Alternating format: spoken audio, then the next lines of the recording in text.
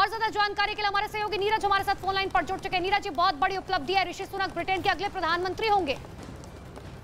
देखिए, बिल्कुल पहली बार भारतीय मूल के प्रधानमंत्री होंगे ऋषि सुनक। और पिछली बार आपको याद होगा, सबसे पहले आपको बता दूं, न्यूज 18 इंडिया पर इस वक्त की बड़ी खबर ऋषि सुनक, पेनी मोर्डॉन्ट भी रेस में थे, लेकिन उन्होंने अंतिम वक्त में अपना नामांकन वापस ले लिया। उन्होंने न लड़ने का फैसला किया और इससे पहले बोरिस जॉनसन तय कर चुके थे कि वो चुनाव मैदान में नहीं उतरेंगे। तो ऋषि सुनक कंजर्वेटिव पार्टी की तरफ से इकलौते उम्मीदवार हैं, इसलिए वो वही प्रधानमंत्री ब्रिटेन के होंगे।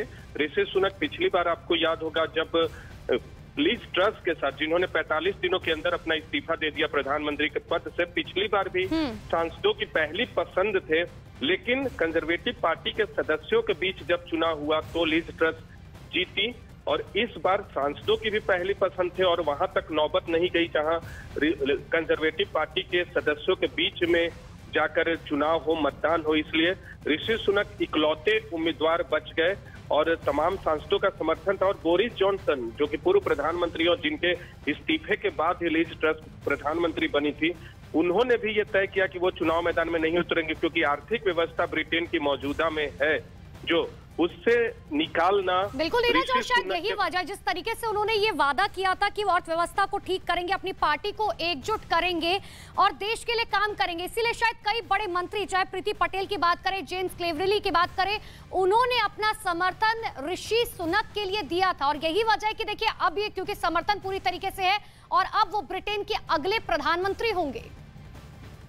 देखिए, बिल्कुल ऋषि सुनक अगले प्रधानमंत्री होंगे, अब इसमें कोई संदेह नहीं है। लेकिन तमाम नेताओं ने, कंजर्वेटिव पार्टी के तमाम नेताओं ने समर्थन किया था। जिस तरह से आर्थिक भूचाल के बाद राजनीतिक भूचाल कंजर्वेटिव पार्टी के अंदर पैदा हुआ था, तो बोरिस जॉनसन ने भी सोचा कि मौजूदा व्यवस्था में अगर वो खड़े होते हैं ऋषि सुनक के खिलाफ, तो आने वाले वक्त में हो सकता है अगर खुद बोरिस जॉनसन भी कंजर्वेटिव पार्टी के सदस्यों के बीच जाकर चुनाव जीत जाते हैं कंजर्वेटिव पार्टी के नेता के तौर पे, और अगर प्रधानमंत्री बनते और फिर मौजूदा व्यवस्था को संभालना मुश्किल होता है, तो बहुत किरकिरी होगी न सिर्फ बोरिस जॉनसन की बल्कि कंजर्वेटिव पार्टी की भी।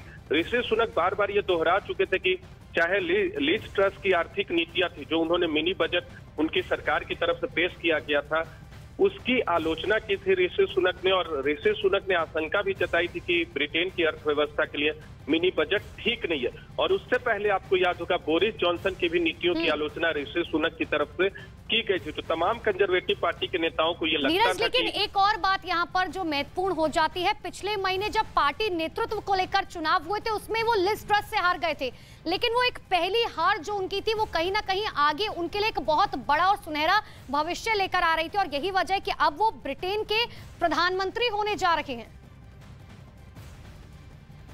बिल्कुल, पहली बार भारतीय मूल के प्रधानमंत्री होंगे ऋषि सुनक। और ऋषि सुनक बार बार, पिछली बार भी उनका दावा बहुत मजबूत था, कई दौड़ की लड़ाई के बाद, कई दौड़ की वोटिंग के बाद, क्योंकि पिछली बार 100 सांसदों का समर्थन जो आवश्यक था शुरुआती दौर में, इस बार वो पिछली बार नहीं था। इसलिए कई दौड़ के मतदान के बाद, कई दौर के प्रक्रिया के बाद ऋषि सुनक अंतिम वक्त में हारे थे लीज ट्रस से। लेकिन लीज ट्रस जो कि पूर्व विदेश मंत्री थी, उनसे जो उम्मीदें थी वो पूरी नहीं कर पाई बतौर प्रधानमंत्री के तौर पर। और नीरज जी, अपने आप में हिंदुस्तान के लिए भी एक बहुत बड़ी उपलब्धि है कि भारतीय मूल के पूर्व वित्त मंत्री जो हैं, अब वो ब्रिटेन के प्रधानमंत्री बनने जा रहे हैं। लेकिन देखिए, भारतीय मूल के ऋषि सुनक के राजनीतिक करियर की अगर बात करें तो वो अब तक 5 बार सांसद चुने जा चुके हैं। आपको ये बताते हैं कि आखिर उनका राजनीतिक करियर जो है वो क्या कुछ रहा है। 5 बार सांसद चुने जा चुके हैं।